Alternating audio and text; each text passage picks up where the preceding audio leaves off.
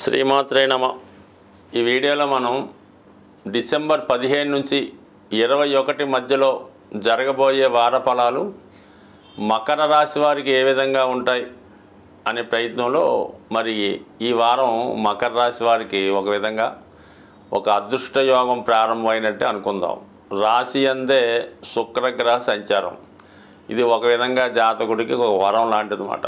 తను ఏదైతే ఆశిస్తాడో, ఏదైతే చేద్దాం అనుకుంటాడో అది ఖచ్చితంగా చేయడం జరుగుతూ ఉంటుంది. అంటే మకర రాశి వారికి శుక్రుడు యోగకారకుడు అవుతూ ఉంటాడు. శని రాశ్యాధిపతి అయినప్పటికీ కూడా శుక్రుని యొక్క బలాన్ని బట్టే జాతకుడి యొక్క స్థితి అభివృద్ధి ఆధారపడి ఉంటుంది. ఒక విధంగా పంచమాధిపతి అవడం వల్ల తన యొక్క టాలెంటు కళారంగంలో ఉన్న వాళ్ళకి చాలా చక్కగా శుక్రగ్రహం ఉపయోగపడుతూ ఉంటాడు. దశమాధిపతి వృత్తి సంబంధించిన విషయాలు, కర్మ సంబంధించిన ఫలితాలు, జీవన విధానంలో తన బ్రతుకు తెరువు కోసం ధనం సంపాదించే మార్గాలు, ఇవన్నీ కూడా శుక్రుడి మీదే ఆధారపడి ఉంటాయి. చాలా వరకు ఈ రాశివారు సినిమా రంగంలో బాగా రాణించే అవకాశం ఉంది. మరి ప్రస్తుతం టీవీ, మీడియా, యూట్యూబ్ రంగాలు, ఏదైనా కళారంగంలో కూడా రాణించే అవకాశం ఉంది. అయితే ఏంటంటే వీళ్ళకి శని రాశ్యాధిపతి అవ్వడం వల్ల చాలా కష్టపడితే తప్ప ఏ ఫలితం కూడా అంత సునాయాసంగా రావడం జరగదు. అంటే చాలామంది అదృష్టం ద్వారా జీవితంలో పైకి రావడం జరుగుతూ ఉంటుంది. కానీ ఈ మకర రాశి వారు కేవలం కృషి వలన జీవితంలో పైకి రావడం జరుగుతూ ఉంటుంది. వాళ్ళు పైకి వచ్చే ప్రయత్నంలో అనేక ఎదురు దెబ్బలు, ఒడిదుడుకులు ఎదుర్కోవడం జరుగుతూ ఉంటుంది. అయిన వాళ్ళే, కావలసిన వాళ్ళే వీళ్ళని తొక్కే ప్రయత్నం చేస్తూ ఉంటారు. పైకి రాకుండా అనేక రకాలుగా ఇబ్బంది పెడుతూ ఉంటారు. అటువంటి మకర రాశి వారికి మరి ఈ సమయంలో శుక్రుడు రాశి అందే సంచరించడం వల్ల జాతకుడు ఒక మంచి అవకాశాలు రావడం జరుగుతూ ఉంటుంది. అలాగే ఈ రాశిలో ఉన్నటువంటి స్త్రీలకి చాలా ఆకర్షణగా కనబడుతూ ఉంటారు. వివాహ ప్రయత్నాలు ఫలిస్తాయి. ఎక్కడికి వెళ్ళినా కూడా అటు ఉద్యోగ ప్రయత్నం కానీ, మరి అలాగే వివాహ ప్రయత్నాలు కానీ కంప్లీట్గా నెరవేరే అవకాశం ఉంది. ఈ సమయంలో ఏర్పరిచినటువంటి పెళ్లి చూపులు లాంటివి ఏమైనా ఏర్పాటు చేస్తే వీరిలో ఉన్నటువంటి ఆకర్షణకి ఎదుటివారు ఆకర్షితులై వెంటనే వివాహానికి అంగీకరించే అవకాశం ఉంటుంది. దానికి అనుగుణంగానే సప్తమ స్థానంలో కుజగ్రహం వక్రగమనంతో ఉండడం. అంటే ఇప్పుడు ఈ శుక్రుడు మరి కుజుడు ఆపోజిట్గా ఉన్న ఒకే రాశిలో కలిసి ఉన్న ఈ ఎవరికైనా సరే జీవితం ఆనందంగా అనుభవించాలని, ఏదో విధంగా ఎంటర్టైన్మెంట్లో కానీ సుఖాన్ని కోరుకుంటూ ఉంటారు. దాని కొరకు ఏదైనా కొత్త వారిని ఆశ్రయించడం, కొత్త రుచులు చూడాలనే ఆలోచన కలుగుతూ ఉంటుంది. బట్ ఏదైనప్పుడు కూడా మకర రాశి వారికి శుక్రుడు బలవంతుడు అవడం వల్ల చాలా పవిత్రంగా హ్యాపీగా ఉండే అవకాశం ఉంది. ఏదైనా వివాహ ప్రయత్నాలు ఫలిస్తాయి, కొత్త ఉద్యోగ అవకాశాలు వస్తాయి, ఆర్థిక సమస్యలు పరిష్కారం అవుతాయి, ఎక్కువగా ఎంటర్టైన్మెంటు, వివాహ వేడుకల్లో పాల్గొంటారు. ఇంకా దానికి అదనంగా బుధుడు లాభస్థానంలో ఉన్నాడు. బుధుడు భాగ్యాధిపతిగా లాభస్థానంలో ఉంటూ షష్టాధిపతిగా లాభస్థానంలో ఉన్నాడు. అంటే రెండు విధాలుగా ఉంటుందన్నమాట. ఒకటి ఏంటంటే బంధువుల ద్వారా కానీ, రుణాల ద్వారా కానీ సమయానికి ధనం రావడం జరుగుతుంటుంది.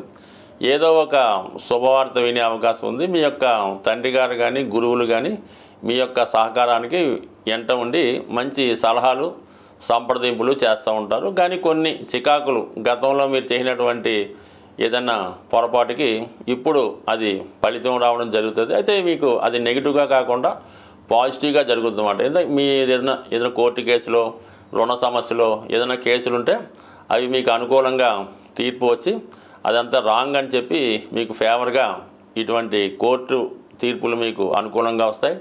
అనారోగ్య సమస్యల నుంచి బయటపడతారు.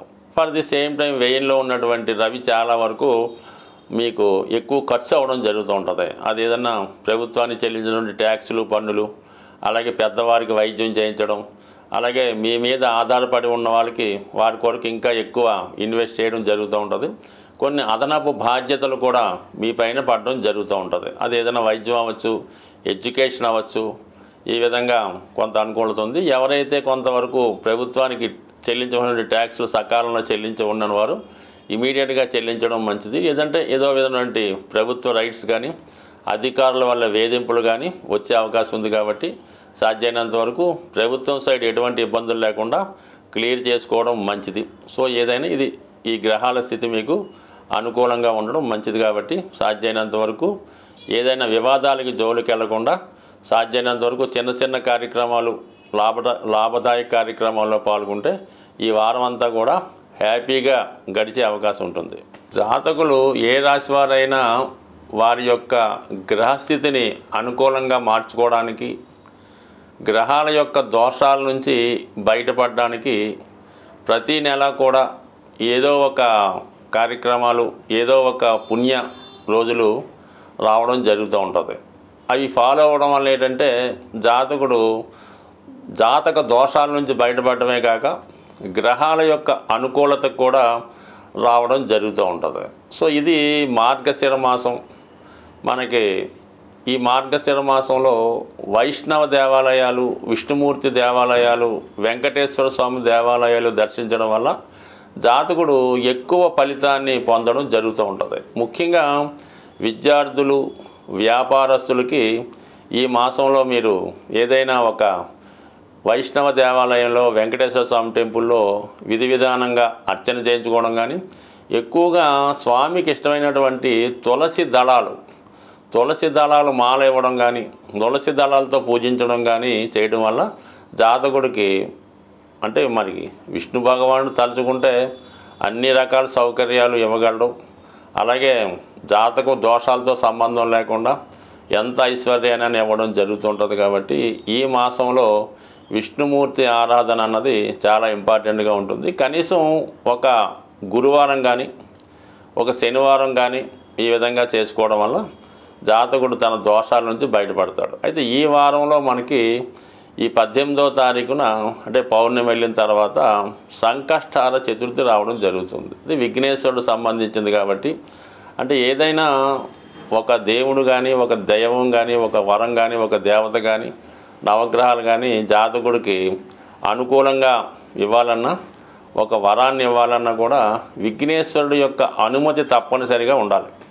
విఘ్నేశ్వరుడికి అనుమతి లేకుండా ఎవరో ఏ దేవత కూడా జాతకుడిని అనుగ్రహించలేదు. అలాగే జాతకుడు కూడా ఫలితాన్ని పొందలేకపోతుంటాడు. అందుకని భగవంతుడు ఇచ్చినవి మనకు పొందాలంటే కంపల్సరీగా విఘ్నేశ్వర ఆరాధన తప్పనిసరి. మరి ఈ నెలలో వస్తున్నటువంటి సంకష్టాల చతుర్థి రోజు మరి విధి విధానంగా వినాయకుడిని గరికతో అర్చించడం కానీ, ఉండ్రాళ్ళతో హోమం చేయడం కానీ, అంటే సాధారణంగా ఉదయం పూట చాలా దేవాలయాల్లో హోమం చేస్తూ ఉంటారు. ఈవినింగ్ మరి సాయంకాలంలో అభిషేకం చేయడం జరుగుతూ ఉంటుంది. ఈ అభిషేకం చూడడం వల్ల కూడా దోష పరిహారం అవుతుంది. కాబట్టి చేయలేని వారు అభిషేకాన్ని వీక్షించడం, అది కుదరని వారు ఇంట్లో గణపతి ఫోటో ముందు గరికతో కనీసం అష్టోత్తరంతో పూజ చేసుకున్న శీఘ్రంగా చిన్నగా పూజ చేసిన కేవలం సంకల్పం మాత్రాన అనుగ్రహించే దేవత